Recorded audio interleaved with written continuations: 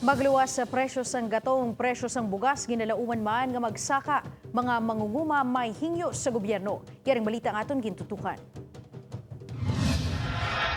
Ginpahayag ni Agriculture Undersecretary Fermin Adriano nga hindi maglayo nga magsaka sa 6 pesos kada kilo ang presyo sang bugas sa pagtakop sang tuig, bangod man sa padayon nga pagsipas ng presyo sang produktong petrolyo kag abono.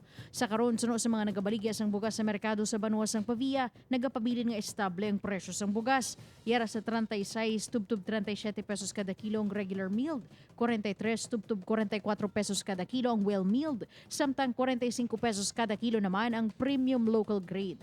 2,100 pesos ang kada sako sang imported nga bugas, samtang 1,600 pesos naman ang kada sako sang local rice. Sa posible nga pagmahal sang bugas, ang importante suno sa manugbakal nga si Kokong, bahala na wala sang sudan basta may kanon sa lamesa. Diti wala kita mahimo bakal mangad kita sa gihapon. Laan mo, ti kinalanon tagid mo bisan wala ta sang sudan basta may kanon lang.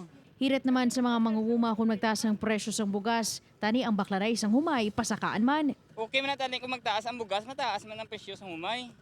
Kamo mala na tani amon. Suno pa kay Raymond, sang nagligad nga first cropping, 30,000 pesos ang iya gasto sa kada hektarya nga iya ginatalang uma.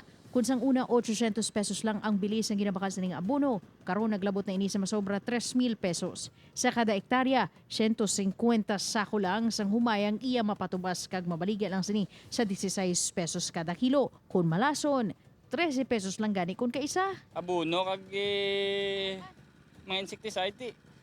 Gamahal ti. Kami nga mangunguma ang kaluluoy. Ayo sa mga mangunguma nga mangin patas man sa ilang pagtaas ng presyo, bangod tumanagid ang ila kaperdihan.